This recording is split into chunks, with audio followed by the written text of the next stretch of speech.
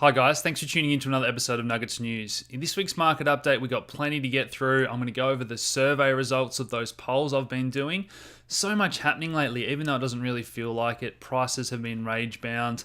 Page engagement is low on social media. View counts are down for YouTubers. So I appreciate you guys that are still watching, hitting that like button, leaving comments. And there's no doubt that if you're focused around the tech and the innovation that's happening, there's plenty to still be excited about. You've just got to know where to look. So let's get into it, guys. The last few weeks I've been posting my updates about what was happening in the past on this day or this week, and a lot of people were surprised on this post of mine on the ETH Reddit that Ethereum was crashing to $130 this time last year. Bitcoin was crashing to 1800, and it was all because of the SegWit 2x hard fork. Miners started signaling for the first part of that hard fork to upgrade the network to SegWit. And a lot of uncertainty and prices were crashing. I'm going to talk about the similarities to what we're seeing right now in terms of sentiment and maybe how it changed a little bit as well.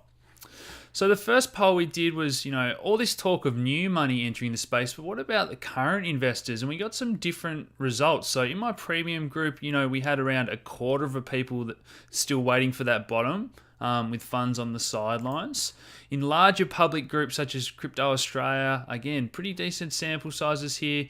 Again, we had a little bit under half as many people waiting to buy the dip as people that have fully deployed their funds. But the big surprise was probably crypto Twitter, which tends to be, users that have been in the space for longer, that are, now getting a Twitter account and following all their favorite Twitter personalities. But pretty neck and neck. 44% of people still waiting for the bottom with funds on the sidelines, waiting to get back in. And there's a real positive there in terms of people thinking that everyone's exhausted, there's no buyers. But that really shows me that a lot of people are waiting for that sort of one last dip, the next leg down. I'm going to talk about where I think altcoins are sitting as well as Bitcoin once we get into the technical analysis at the end as well. But very interesting and a lot higher number than what I would have suspected when we take into account all the new money we're waiting to come into the space, let alone the people that are in the space that have still got funds on the sidelines looking for lower levels. So this was my post from this time last year. So Bitcoin had just pulled back to $1,800 from $3,000. So about a 40% correction.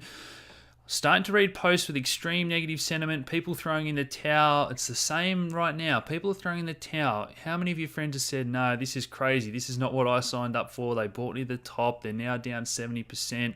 Everyone sort of thought it was, easy to make money, and these are the perfect conditions when bottoms tend to form. And we've been saying it for a little while, but we still need that one last, flush out news event. I'm going to talk about why it's so neck and neck between the longs that are betting prices are going to go up and the amount of people, as we just saw, that are waiting for one more leg down. Now, when I posted this, the price actually bottomed within, an hour or so.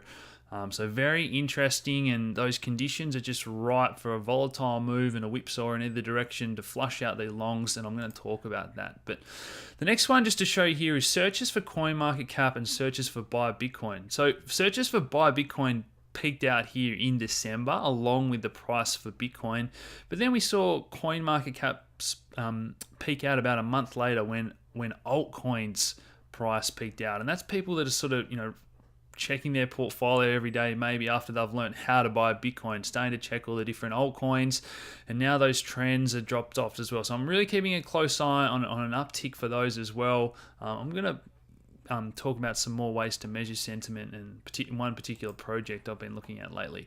So plenty of good news this week. Litecoin buying a big stake in a bank because they're finding it hard to get an account themselves. We've spoken to some people in Switzerland that are helping Australian businesses get banks because it's so hard to deal with the traditional system.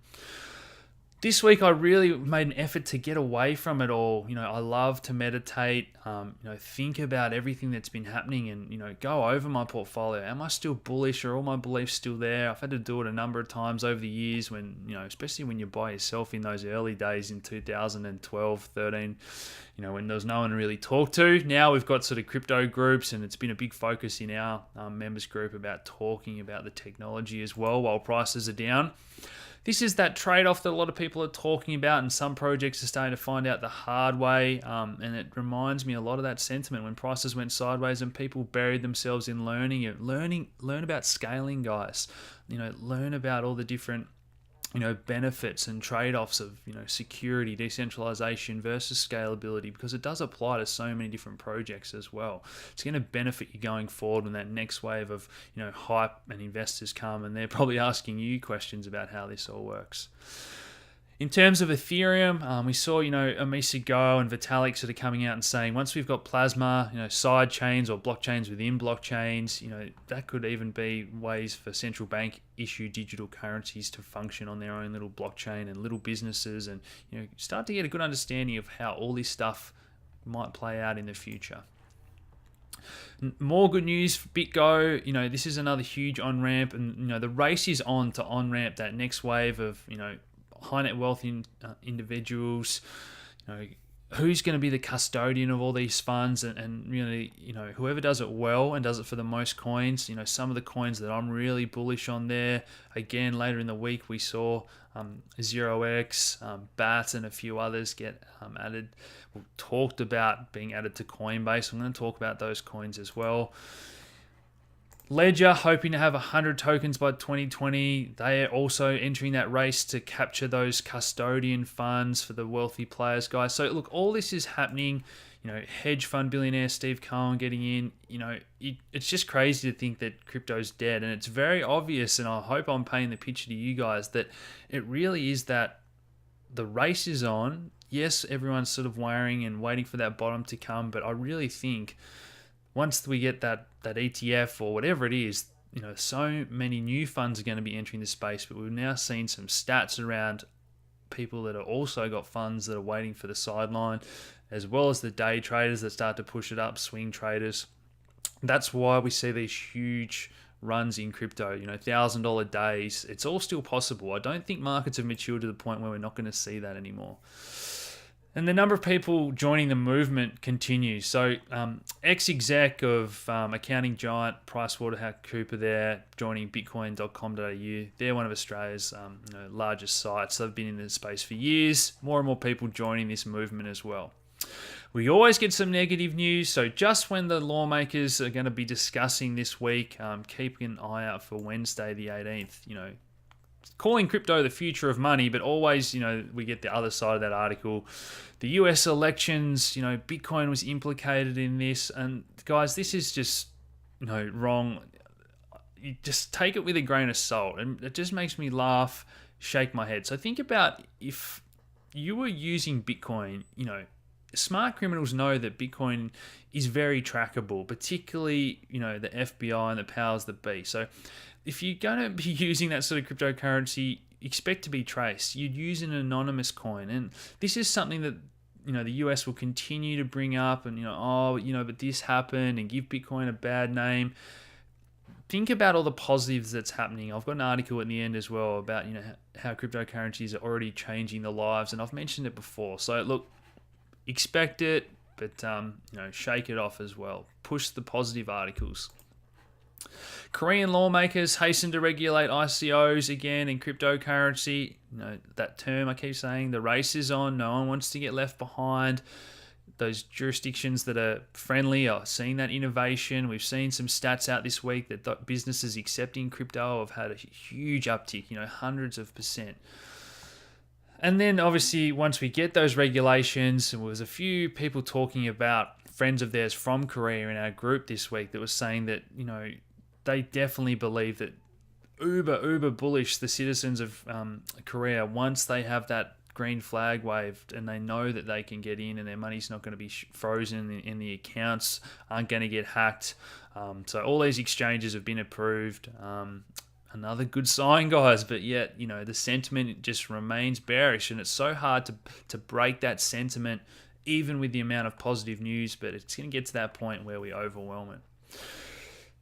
This week I've been getting a lot of questions, guys, so check with what exchanges. If you've got, VeChain or a number of those, I did that video, mainnet swaps coming up, guys, go to the official website, as I said. Some of these, in Australia, CoinSpot, but Bitfinex, Binance, all the big ones, a lot of you got accounts with all of these now.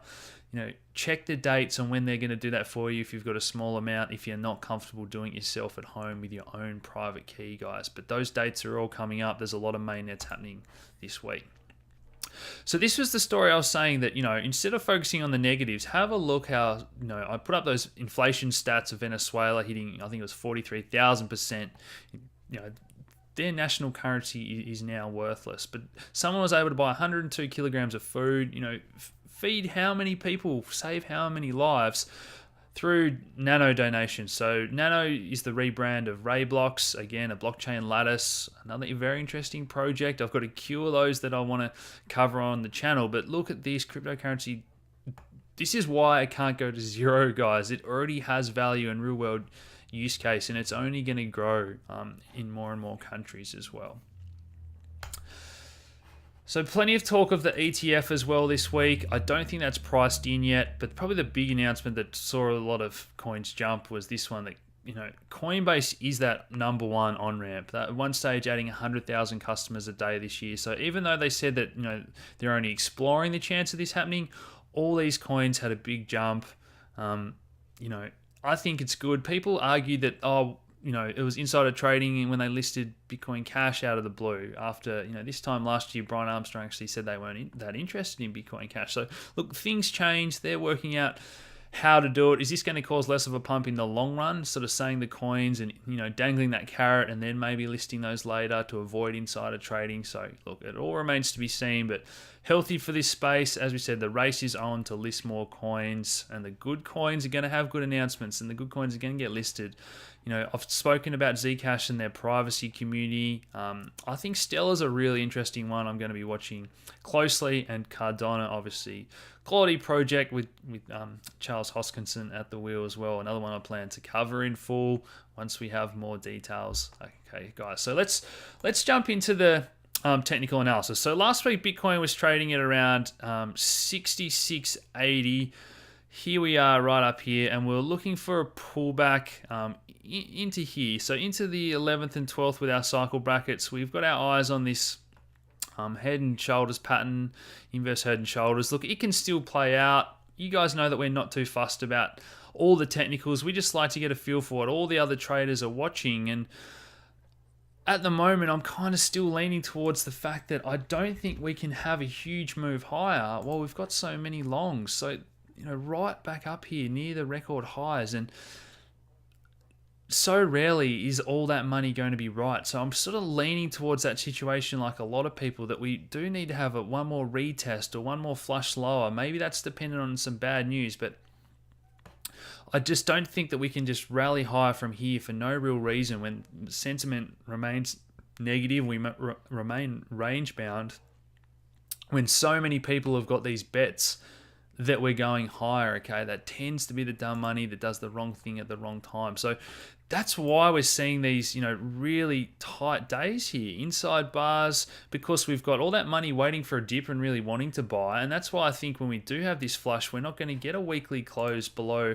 $5,000 at the very, is what I've been saying for a while, because there's so much money waiting to step in and buy, but at the same time, there's so many people that are sort of betting that the bottom's in or near and leveraging up to go long. So we've kind of been seeing on the shorter time frames those huge whipsaws. We get a big move up to liquidate positions, then a big move down to liquidate, the opposing positions, and that's what I think we're going to see.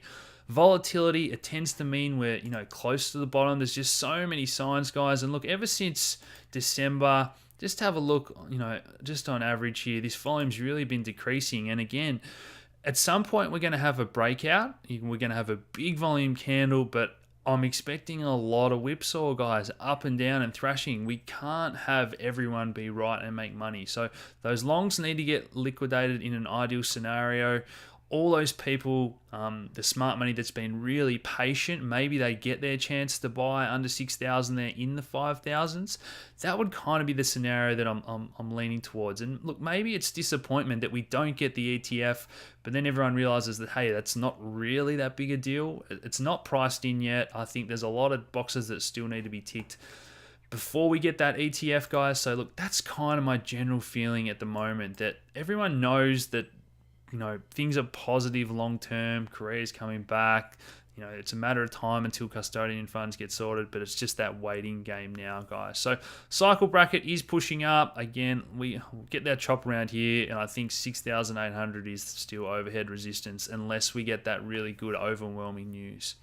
So let's move on to Ethereum. Again, that was trading at around $480 last week, and look at this tightening range we've had on the charts for just about forever. And we're at that point now, same sort of story.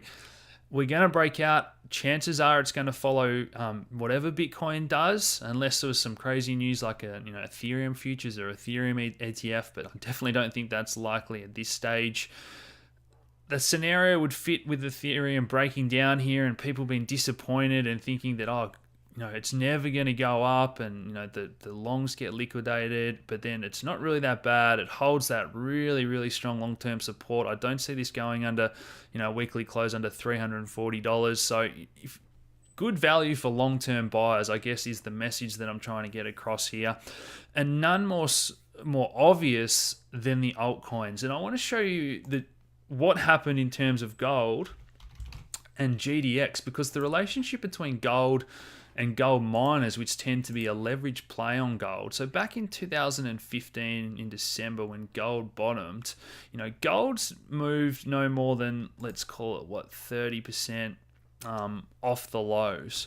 But gold miners, so GDX is the index, the basket of gold miners, people realize that, hey, we're so close to the bottom, this is going to give me a better, leverage than gold itself. And it's the same with altcoins. So people are starting to say, look, 150% move there for the gold miners. I'll just go to GDXJ, the junior miners. So people are starting to say, we saw it in NEO the other week when it got down into the 20s, so 200% move there for the juniors. And even though we know that, yes, Bitcoin might have that one more leg down or whatever, people are starting to say, right, this just represents too good a value. I don't really care if I get the low. I'm stepping in to buy. And look, NEO had that 60% run, and that's a prime example of what we're starting to see in the altcoin world. And all those on-ramps are only going to add to that, the top 20 funds that are tracking, all that sort of thing. More people finding how to use, Bitcoin, then Ethereum, and then ERC20. So that cycle continues. We're definitely starting to see new, investors on the social pages and asking questions. We know there's money on the sidelines from current investors waiting, and we're all waiting for that, obviously, the new wave of money and custodian institutional money to come in, guys. So there's a perfect recipe out there. I'm nice and comfortable sleeping at night with my long-term positions and the coins I hold. Reshuffle your portfolio, guys. Be patient, and it's very interesting times in the crypto space. So I hope you've enjoyed that video tonight, guys. Hit that like button, leave us a comment, subscribe if you haven't already, and thanks for tuning in, guys. Cheers.